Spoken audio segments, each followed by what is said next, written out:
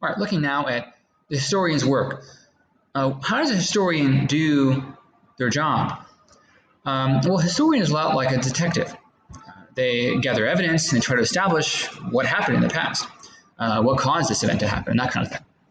And there's two general kinds of sources or evidence that historians use as we're trying to reconstruct the past and figure out what happened and who these people were and all that kind of stuff. We have primary sources and secondary sources.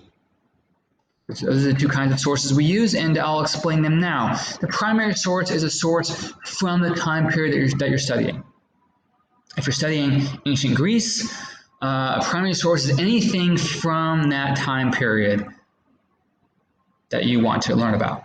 So pottery, text, all that stuff is their primary sources. So these include text. Text is really the most important primary source that a historian can use. So things like poems, biographies, chronicles, histories, diaries.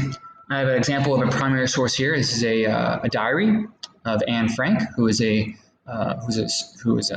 living during the time of the Holocaust and during World War II.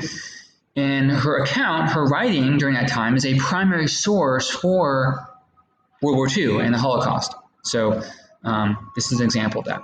But also things like art, artifacts, anything from that time, pottery, weapons, all those things are primary sources. And by examining those, we can establish what happened in the past.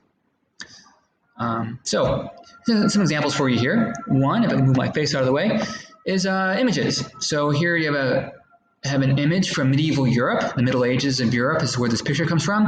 And it teaches me some things. It teaches me that, well, they did backflips back then, or whatever this guy's doing, kissing his feet, or I don't know what he's doing. They also had music. There's a violin there. They had stringed instruments. All kinds of things I can learn about this time and this culture from the image. And text as well can be helpful. So here's text. And now, when I give you guys text in this class, it'll be translated into English. So a lot of these texts originally were written in like Greek or Arabic or other languages, German, Russian.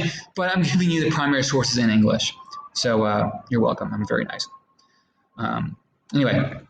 So secondary sources is the other kind, and secondary sources are anything that historians today write about the past.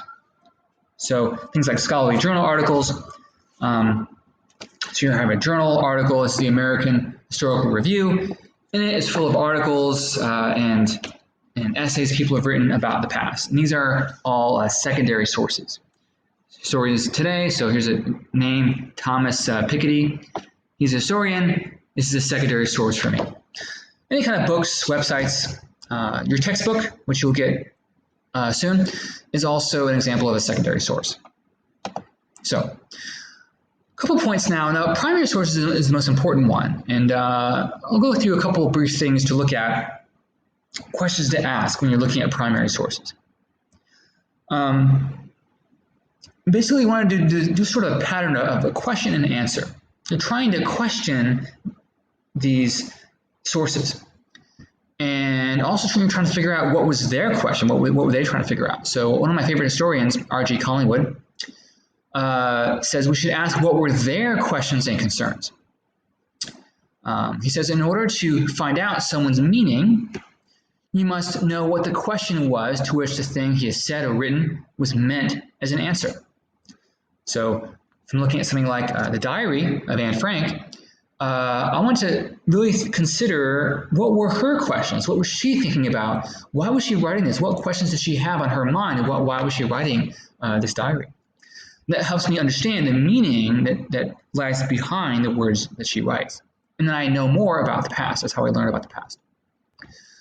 Some other questions have to do with contextualization. You have to know the context of the source to understand it the best. So I might ask, when and where was this document created? What was different then? Or what was the same? How might the circumstances in which this document was written affect its content?